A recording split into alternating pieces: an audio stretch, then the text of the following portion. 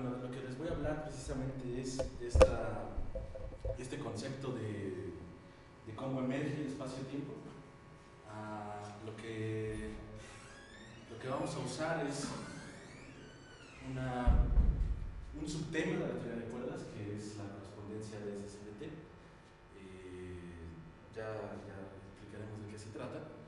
Y el espacio-tiempo en este sentido, para nosotros va a ser un concepto emergente, porque vamos a construir todos los elementos de la geometría a partir de información únicamente cuántica.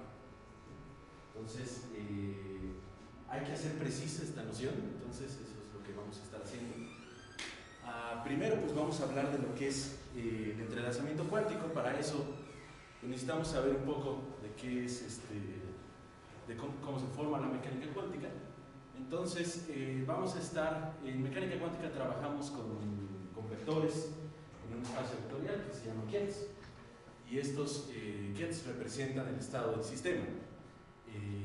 Ahora, también un estado admisible va a ser para nosotros la superposición de estos Qubits, ¿sí? Que simplemente es la suma.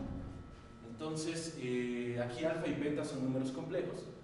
Entonces vamos a estar trabajando realmente en un espacio vectorial.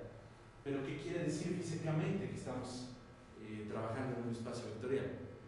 Quiere decir que hay una cierta probabilidad de que el estado se encuentre en cualquiera de estos, de que el sistema se encuentre en cualquiera de estos estados. Entonces hay una indecisión por parte del sistema físico sobre en qué estado se encuentra. Eso quiere decir la suma en un espacio vectorial. Entonces, esta indecisión es lo que caracteriza la mecánica cuántica. Aquí es una desgracia un poco que no se vea. Este espacio vectorial va a tener un producto escalar, ¿sí? Va a tener propiedades de producto escalar, va a ser antilineal, cuando uno lo voltea va a sacar el conjugado. Nos induce una norma, ¿sí? Que ahí debería de decir la raíz. La norma del espacio va a ser la raíz del producto escalar, ¿sí? Entonces, bajo esa norma vamos a estar trabajando en un espacio de Hilbert, es decir, el espacio vectorial con esa norma y ese producto escalar va a ser completo. Si ya llevaron cálculo 1 completo, quiere decir simplemente que toda sucesión de Cauchy converge. ¿Sí? Nosotros introducimos el ket. Este vector de acá, ¿sí? Que va a ser el bra, simplemente es el vector dual, porque toma kets y los manda a los complejos, ¿sí? Entonces es parte del espacio dual. ¿Okay? Ahí hay un ejemplo. Si toman ese vector, que sea nada más con esas entradas, en esa base en particular, ¿sí? Pueden formar, por ejemplo, la multiplicación con su conjugado, ¿sí? Y ese va a ser el dual. Como pueden ver ahí, simplemente es el cuadrado de la norma del vector. Pero también podemos tomar el producto al revés, ¿sí? Podemos tomar el ket por el bra, ¿sí? Y eso lo que nos va a hacer es dar una matriz, ¿sí? En general, esa matriz vamos a tener que normalizarla y va a ser una matriz de proyección, ¿sí? Ahora, para ser un poco más generales, vamos a suponer que estamos trabajando con un espacio o un sistema que admite una separación de sus grados de libertad en dos partes, ¿sí?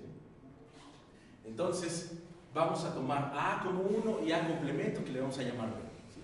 Entonces, el espacio de Hilbert lo vamos a escribir así, se va a factorizar de esa forma, es un producto tensorial, realmente no nos sirve de mucho la noción, es nada más que vamos a estar multiplicando los estados, ¿sí?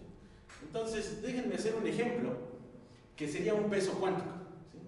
Una moneda simplemente puede tener dos estados, clásicamente, que es águila o sol, hacia arriba o hacia abajo, por ejemplo, ¿sí? Pero en mecánica cuántica nuestro peso cuántico puede tener ese estado, que es la superposición, ¿sí? Nuestro peso cuántico es una moneda que está indecisa entre si está en águila o en sol, ¿sí? Hay un cierto peso dado por esos coeficientes, ¿sí? Ahora, si tenemos dos pesos cuánticos, puedo formar el estado que el espacio que les estaba mencionando, ¿sí? con el espacio de Hilbert asociado a la primera moneda, ¿sí? El espacio de estados de esa moneda, y el espacio de la segunda moneda. ¿Sí? Ahí está como ejemplo cómo sería la moneda hacia arriba y hacia abajo. ¿Sí? Entonces, otra vez, la superposición de eso simplemente representa que nuestro peso cuántico no se ha decidido si está para arriba o para abajo. ¿Sí? Ahora, para estos pesos cuánticos podemos formar, dado que ya tenemos dos pesos, podemos formar estados cada vez más y más generales. Justo aquí está representado el producto tensorial, ese que estaba escrito ahí. Y fíjense, en ese estado precisamente que he escrito ahí, ¿sí? Si nosotros fuéramos y miráramos qué sucede con la primera de las monedas y digamos que está para abajo, entonces todo esto se colapsa únicamente a estos dos. ¿Sí? La primera entrada dice que la moneda está hacia abajo, pero la segunda entrada todavía no me dice si la segunda moneda está hacia arriba o hacia abajo. Está indecisa, sigue indecisa entre si estar para arriba o para abajo. ¿Sí? Otra vez, esto es por el hecho de que tenemos un peso cuántico. Ahora también podemos escribir otro tipo de estados. ¿Sí? Estos otros estados son diferentes de los anteriores, porque fíjense que si yo hago una medición sobre la primera moneda y decido, bueno, no decido yo, la mido y observo y veo que está hacia arriba, ¿sí? Entonces la cara de la segunda moneda queda automáticamente determinada, no le queda de otra más que estar hacia abajo. ¿Sí? Entonces parecería muy extraño al inicio que al yo ver esta moneda, la moneda A, ¿sí? De inmediato la moneda B ya decidió para dónde va a estar. Entonces, esta indecisión realmente estaba compartida entre las monedas. Entonces, a esta indecisión compartida es a lo que le llamamos entrelazamiento cuántico.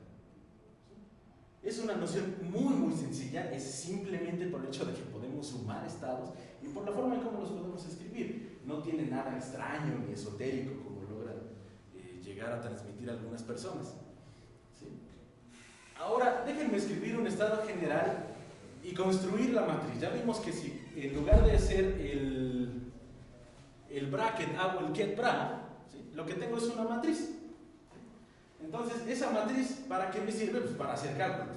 ¿Sí? Yo necesito calcular cosas y en general lo único que sé es álgebra lineal, entonces necesito matrices. Y esa matriz se va a llamar matriz de densidad. ¿Sí? ¿Y para qué quiero esa matriz? Pues para calcular cosas. Ahora supongan que perdí uno de mis pesos cuánticos, ¿sí? Que no lo tengo. Se lo di a alguien, se lo llevó, se salió del salón y ahora ya no sé nada sobre él. Entonces, dado que no sabemos nada sobre la segunda moneda, ya se fue, se la acaban de llevar, entonces necesito que mi matriz ahora se reduzca, ¿sí? Y me dé la información sobre qué sucede con mi estado físico, que es el estado de dos monedas. Entonces, construyo esta cosa que se llama matriz de densidad reducida, que está definida como esa traza y esa multiplicación, pero lo único que estoy haciendo es, como no sé cuáles son los estados posibles de la segunda moneda, pues sumo sobre todos ellos, ¿sí? Y genero una matriz que ahora lo único que contiene es información de la primera moneda, ¿sí? Entonces renuncio yo a saber algo sobre esa segunda moneda. Esta manera de renunciar, esta manera de admitir que soy ignorante sobre todo sobre el completo sistema cuántico, solo sé una parte, ¿sí? Es la matriz de densidad reducida. Entonces estoy renunciando a saber algo sobre ello. Ahora déjenme introducir una cantidad que lo que nos va a permitir hacer es cuantificar este entrelazamiento, ¿sí? Noten que si renuncio a saber todo sobre el estado del sistema físico que estoy estudiando, ¿sí?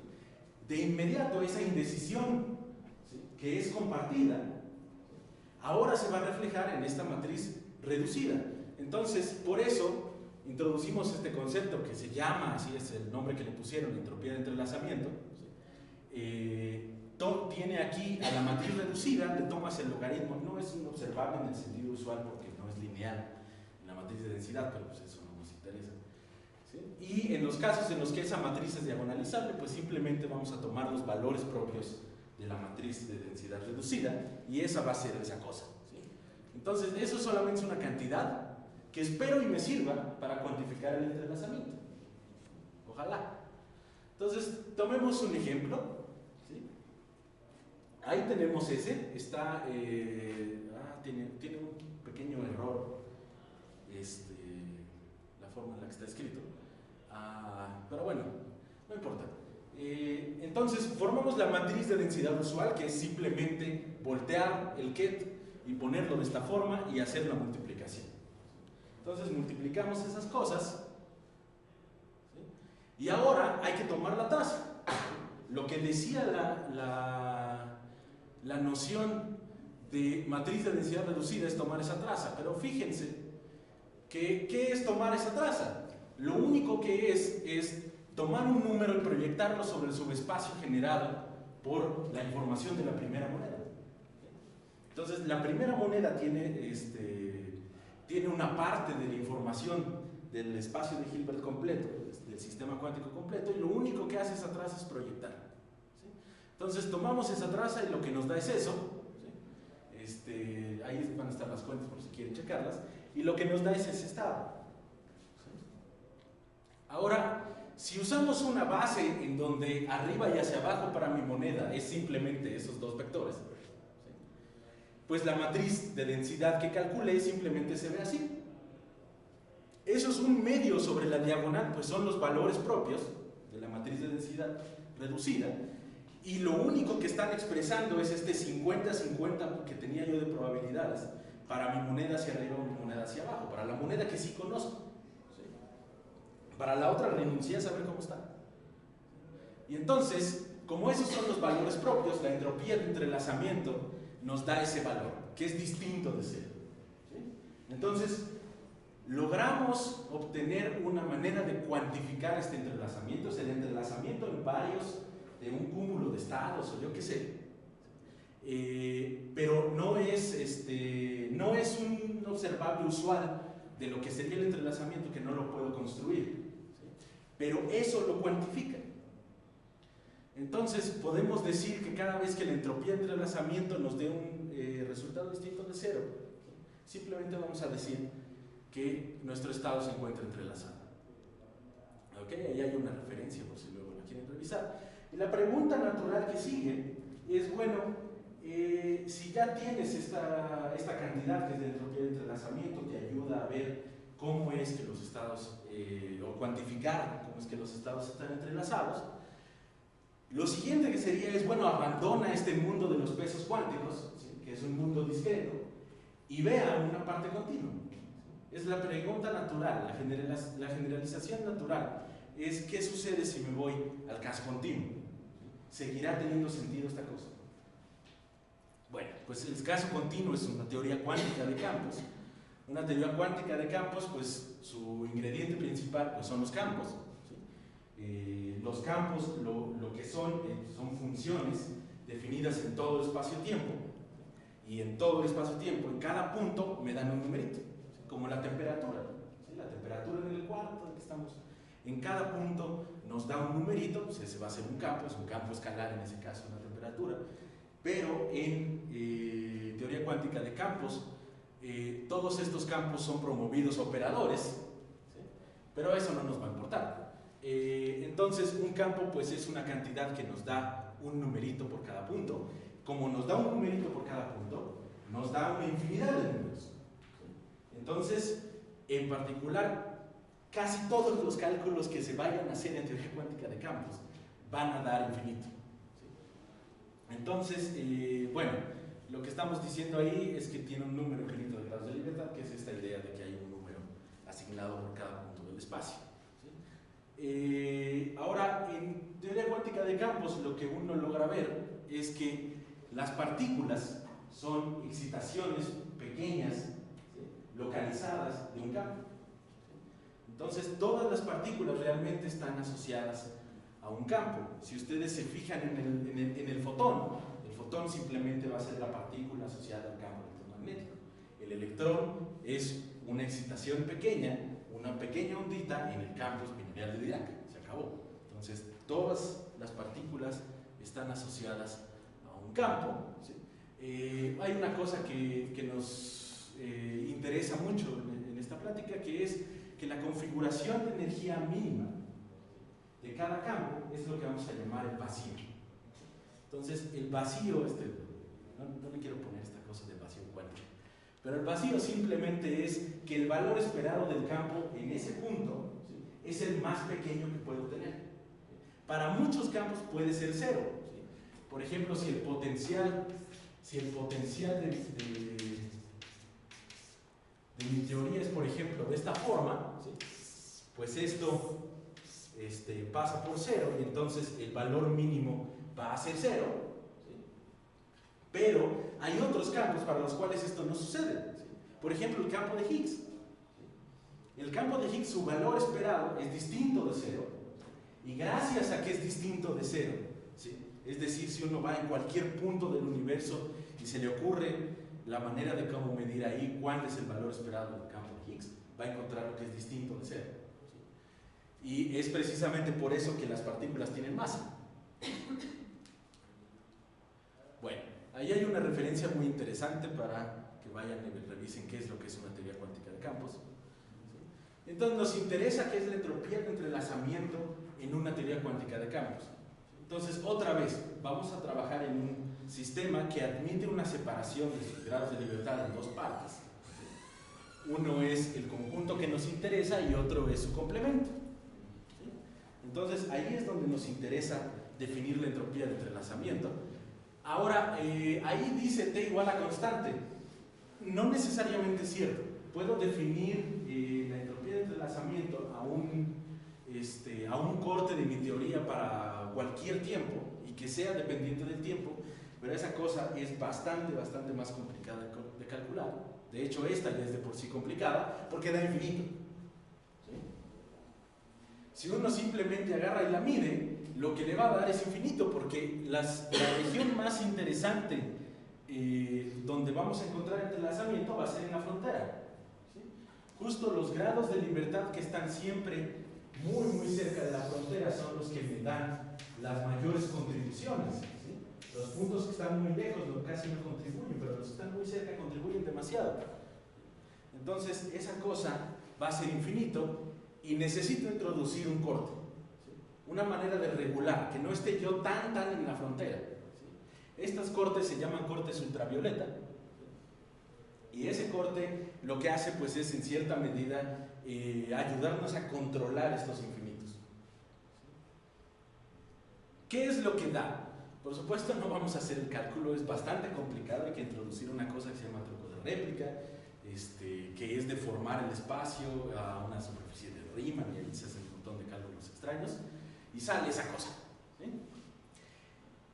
Por supuesto, el término dominante va como el área. ¿Por qué? Pues por lo que ya dijimos, los términos cercanos al área de la superficie en la que me estoy fijando son los que más contribuyen a esta cantidad de entrelazamiento, ¿sí? Y luego vienen un montón de términos subdominantes hasta que llega a uno que va como un logaritmo. Esa cosa es muy extraña, ¿sí? Pero lo que es importante es que ese logaritmo es el primer término que sobrevive, ¿sí?, después de una expansión en serie de potencias. Ese de hecho es un término que va a aparecer en todas las teorías cuánticas de campos, ¿sí? Ese se denomina entropía de entrelazamiento topológica, ¿sí?, porque no depende de cuál es de la que estoy hablando, ¿sí? Estos señores Calabrese y Cardi han hecho un montón de cálculos sobre esto, pues les recomiendo que si les interesa vayan a ver cómo es que los hacen. Y entonces, ¿qué es lo que sucede? La entropía de entrelazamiento nos ayuda a cuantificar el entrelazamiento, ¿sí? Pero, bueno, por el caso discreto se usa en información cuántica para cuantificar o comparar la información que tuviera.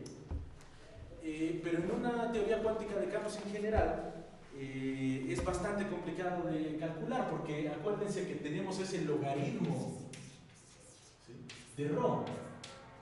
Pero en una teoría continua, esa traza se vuelve una integral, ¿sí? Esa suma sobre todos los estados se vuelve una suma sobre una infinidad de estados.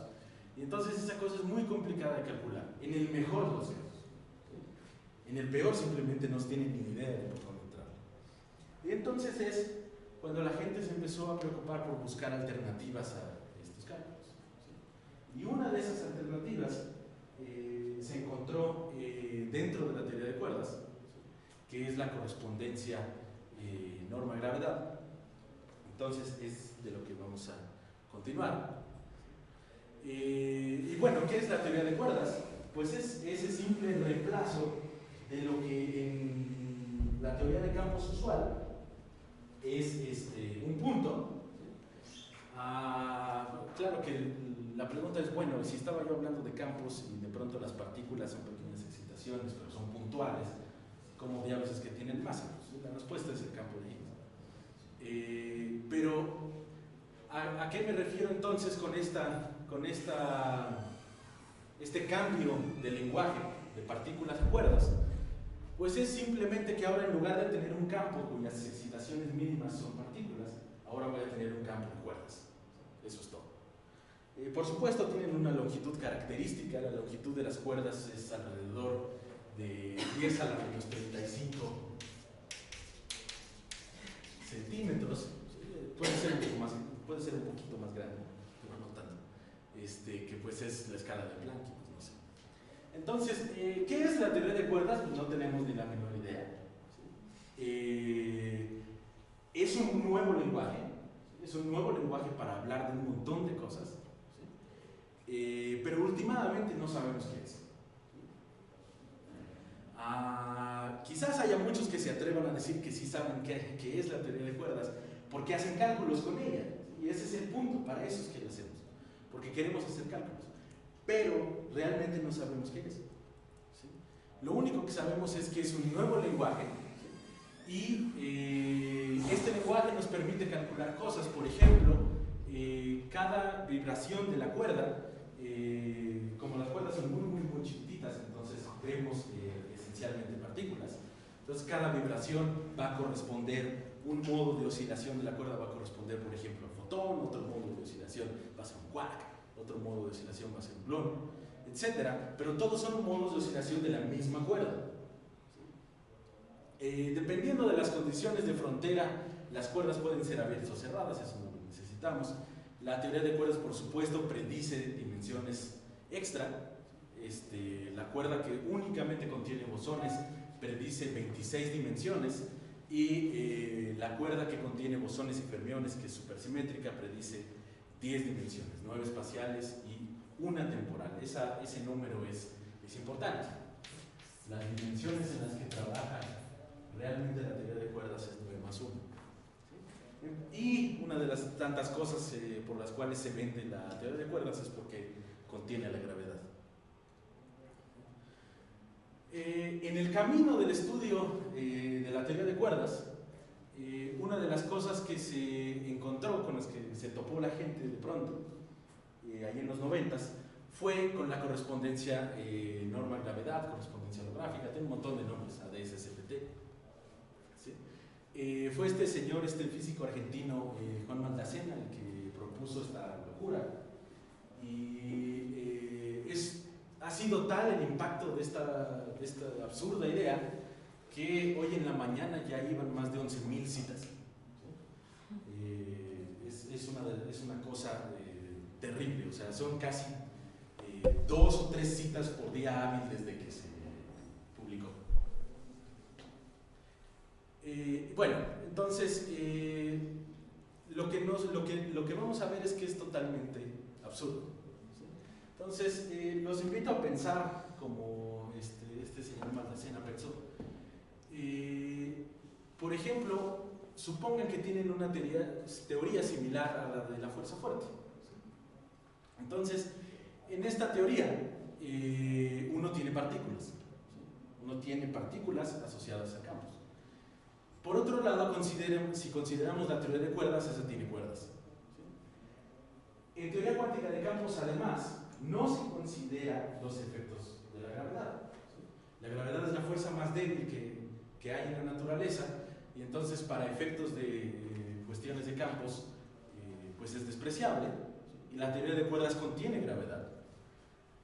Por lo mismo, la teoría cuántica de campos considera el espacio plano.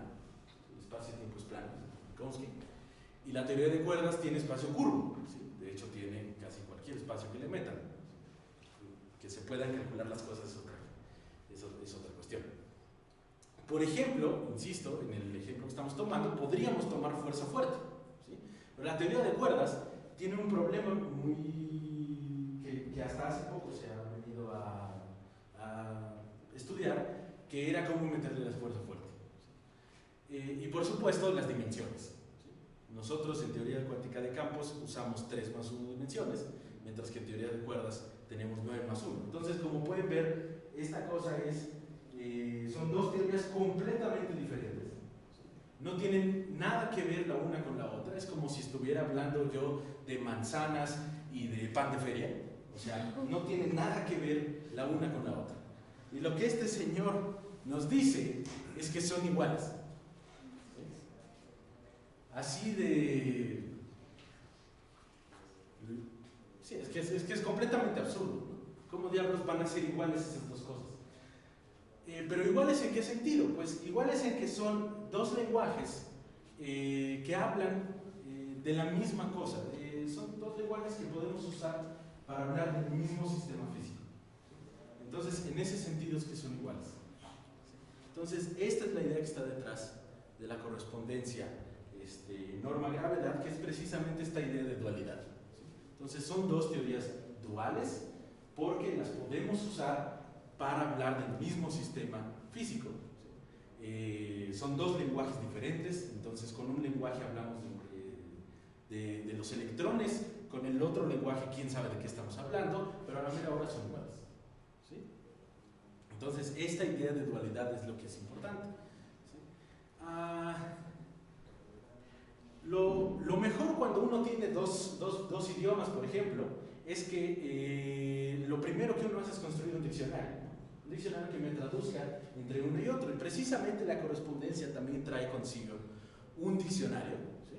Y este diccionario, además de que, bueno, la correspondencia, como ya les dije, es una equivalencia entre teorías con gravedad y teorías sin gravedad.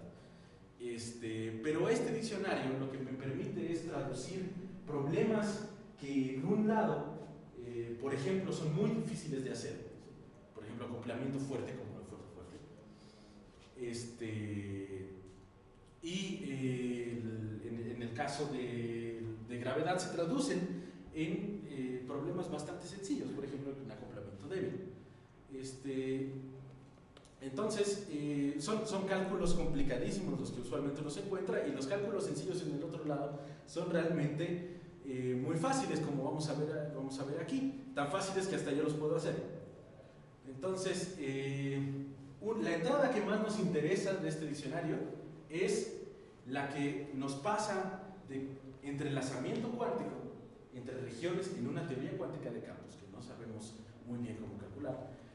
Del otro lado, lo que nos dice este diccionario es que lo único que tiene que hacer es calcular la superficie de un área mínima. Esta propuesta fue hecha por Ryu y Takayanagi en el 2006, y por supuesto también es completamente absurda, tan absurda como la correspondencia misma. El ejemplo que vamos a estar trabajando de la correspondencia es el caso más famoso, que es ADS-CFT. ADS es el espacio anti de Sitter. Es una solución a las ecuaciones de campo de Einstein para la constante cosmológica negativa, bla, bla, bla. Tiene ese grupo de isometrías. Y del otro lado, CFT quiere decir Conformal Field Theory, que es simplemente una teoría de campos que es invariante bajo rescalamientos, ¿sí? Y bajo transformaciones conformes especiales. Y lo que es importante es el cambio de dimensiones. Ahora, lo que yo les dije hace un momento es que las dimensiones de la teoría de cuerdas eran 9 más 1, la dimensión de la teoría de campos tiene que ser 3 más 1, ¿sí? Que es el espacio-tiempo en el que estamos. Ahora, ¿ahí qué sucedió con el resto? ¿Sí? En el caso más famoso, que es ADS5 CFT, aquí realmente tenemos un espacio-factor que es una psicosfera, que es simplemente un espacio interno de simetrías, y por eso usualmente no la van a ver escrita en el enunciado sobre la correspondencia, pero realmente está ahí. Y precisamente ahí es en donde aparece esta idea de por qué esto es holográfico, porque precisamente los hologramas lo que hacen es proyectar cosas que viven en 3 dimensiones en algo que vive en 2, entonces por eso se le llama correspondencia holográfica. ¿Sí? Entonces, Anti de Sitter tiene varias formas de escribir su métrica, hay unas coordenadas chistosas que llaman coordenadas globales. Lo que interesa ahí es que realmente podemos extender Anti de Sitter a un cilindro. Ese es el caso en el que vamos a estar trabajando. Anti de Sitter tiene esta extensión a todo el cilindro, y entonces nos vamos a fijar simplemente en un corte de nuestro cilindro, por ejemplo a tiempo t igual a 0, y lo que vamos a obtener es un disco. Déjenme dibujarles ese disco aquí. Entonces, ese disco a tiempo fijo y en esas coordenadas realmente es el plano hiperbólico. Ahí está, por ejemplo, el plano hiperbólico. Ese es un dibujo de Escher, donde representaba lo que es cómo se vería el plano hiperbólico, y falta una línea de división. La propuesta de Ryota-Kayanagi es que lo que es una región, aquí por ejemplo estamos en ADS 3, Anti de Sitter 3, entonces lo que es una región en la teoría de campos, ¿sí?, lo vamos a identificar con la frontera de Anti de Sitter, y lo que es una región ahí, lo que nos dice la propuesta de Ryota-Kayanagi es que nos fijemos en la superficie de área mínima, ¿sí?, que termina y tiene esa región como frontera. Y en nuestro caso, por ejemplo, en Anti de Sitter 3, superficie más bien es una curva, es una geodésica. ¿Sí? Bueno, ahí está el ejemplo usual. Entonces tenemos la región que es en la que nos estamos fijando en la teoría de campos, ¿sí?, y lo que la correspondencia dice es que eso es dual a el espacio con Anti de Sitter y esa frontera. Entonces estamos identificando la frontera de Anti de Sitter con la teoría de campos en donde queremos hacer el cálculo. Y ahí se interna en el bulto, hacia el interior de Anti de Sitter, nuestra superficie de área mínima. ¿Sí? Y le calculamos el área, y eso nos va a dar la entropía de entrelazamiento, que es lo que ahí debería de estar. Aquí va una línea de división, está medido todo con esas unidades de la constante de Newton.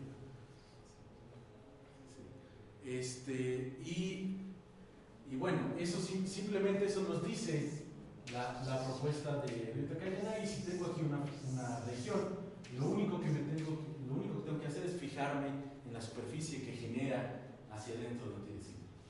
Ahora, la propuesta de Ryota-Kayanagi es para superficies que terminan en la frontera. ¿Sí? Entonces, lo que mucha gente se preguntaba era, bueno, esta receta es una cosa sencillísima. Lo único que tengo que hacer para saber cuál es la entropía de entrelazamiento entre una región A y su complemento, ¿sí?, es calcular la superficie el área de una superficie. Pero, ¿qué sucede si la superficie o lo que quiero estudiar está dentro del espacio? Y eso es lo que esa gente se empezó a preguntar. Y fíjense que aquí ya empieza a aparecer esta noción de espacio-tiempo emergente. ¿Sí? Realmente, en el momento en el que yo decido cuál es el área sobre la cual voy a calcular el entrelazamiento, eso define una superficie en el espacio-tiempo, ¿sí?, en el espacio-tiempo donde estamos en este caso, que es Anti de Sitter.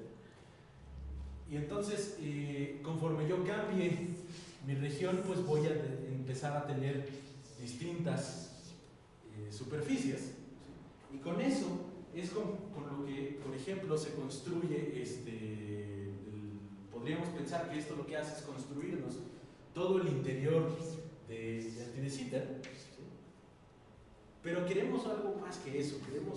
Queremos realmente reconstruir todas las nociones